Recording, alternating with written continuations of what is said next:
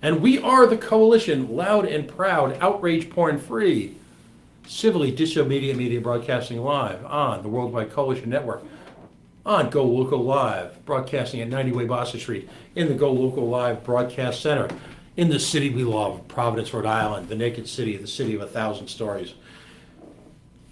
Here we are on our Today Like show, our Today Like studio. We reach out to the city and embrace the challenges of all things Rhode Island. The first two guests I had on the show had difficult stories to tell. Joanne Lebanon, of course, describing what's going on with litigation sponsored by the ACLU. I'm not quite sure what to say at this point, other than to say, to welcome you to one of my favorite segments of the week, which of course is the Gina Raimondo Political Hall of Shame. And for the first time in the show's brief history at Coalition 2.0 here on Go Local Live, we are going to actually induct an entire freaking town. Of course, we are sponsored by iServices LLC, your source for all things internet, IT, computers, virus mitigation, server repair, hardware repair. Your source, your go-to source, iServicesLLC.com. Of course, you'll find the link all over.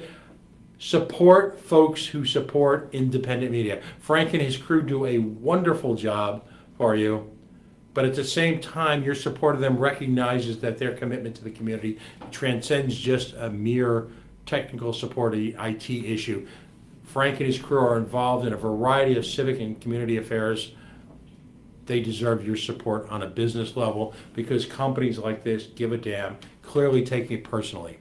So we had Joanne Lebanon in on our first segment, and of course we were talking about the lawsuit. And by the way, my apology to the village of North Smithfield. I may have misidentified them. Smithfield, North Smithfield, pre-law, pre-med, what's the difference? Because my understanding is that North Smithfield might be right behind them. But of course, Smithfield, Rhode Island has decided to embrace the dark side. You know, a few years ago we would have joked about reefer madness and some of the hysteria that is ginned up by folks with vested self-interests in this issue. But in this case, as I mentioned, we are talking about the P word. We are talking about patients. People who, despite being spiritually being warriors, now have to contend after a difficult battle with illness, after a difficult battle with the state, after a difficult battle with the fates. They now have to deal with the fact that their own hometown has decided to turn on them in a vicious personal manner.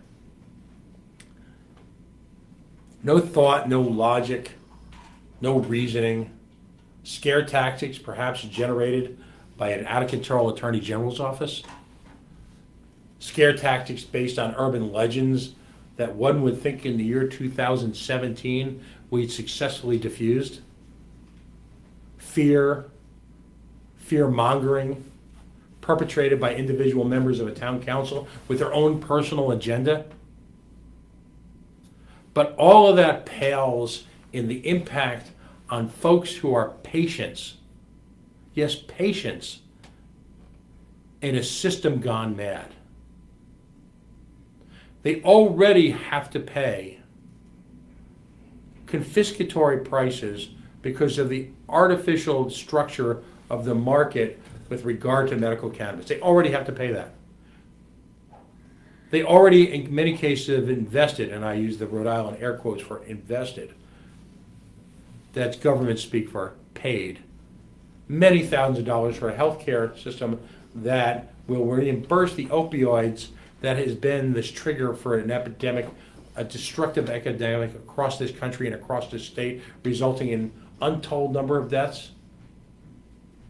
But when it comes to a simple plant that is proven to provide so many healing methods, a plant, the people who run the town of Smithfield would instead seek to engage in witch burning steeped in urban legends that bear no relationship to reality whatsoever. So congratulations, Smithfield, Rhode Island. You've taken a population of your own, people who are your family members, your coworkers, people you go to church with, people you volunteer with. Perhaps your children went to school with their children. You've taken a population already operating under perhaps the most difficult circumstances, and you've managed to make it worse. You must be very, very proud right now, Smithfield. And I pray to God, and I'm genuine when I say this, I pray to God that none of you who have made life for the chronically ill more difficult, I pray to God that you never have to be in their position.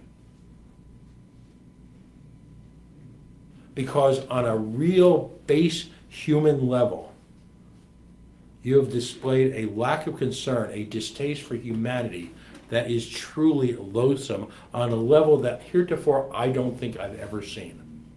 It's disgusting. And in a state filled with disgusting politicians, self-absorbed, self-promoters, you may have just taken the proverbial cake. So the folks who are involved in the decision, look around this weekend, talk to your family, and find out that, I hope it's not true, that perhaps members of your family have been participants in this program. And hopefully, as I like to say, they're successful graduates. And ask them about the impact of behavior like yours on the day-to-day lives of the chronically infirm, the chronically in pain, the chronically health challenged amongst us. And know that by your behavior, you have made their lives more difficult. Congratulations.